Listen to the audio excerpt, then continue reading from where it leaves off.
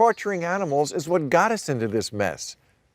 That's the lesson we keep refusing to learn, that you can't trash the environment, including animals, and not have it come back and kill you. 2 weeks ago, I called out China for reopening their wet markets, and miraculously, people from both sides of the aisle reached out to say, good for you for saying that. Well, here's another hot take that may not be as popular. America's factory farming is just as despicable as a wet market and just as problematic for our health. Factory farms have a lot more lobbyists, but ecological time bombs tick the same. Americans should not get too high and mighty about wet markets while we are doing this. Most, if not all, infectious diseases are zoonotic, meaning they start in animals and jump to humans. AIDS likely came from primates. Someone butchered a monkey or one or something they shouldn't have been doing with a monkey. Mad cow came from cattle, eating cattle, which is like feeding a chicken an omelet. Just 2 weeks ago, a fatal strain of bird flu was confirmed in a commercial turkey flock in South Carolina. Now, to thwart the coronavirus, we've been told to create distance, avoid others who are sick, lower stress, and exercise. Are you surprised that diseases flourish among animals when they're forced to live in conditions that are the complete opposite of all of that? They're on top of each other, they can't move, they're stressed out. I've seen airports treat luggage better than we treat animals. Egg-laying hens are starved and given no water for weeks to shock their bodies into molting.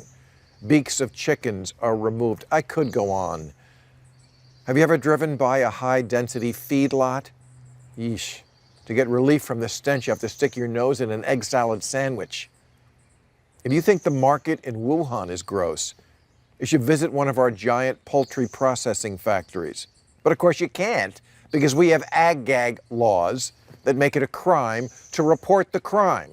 And it is a crime of animal abuse that goes on in our food industry. You're worried that the mailman has coronavirus?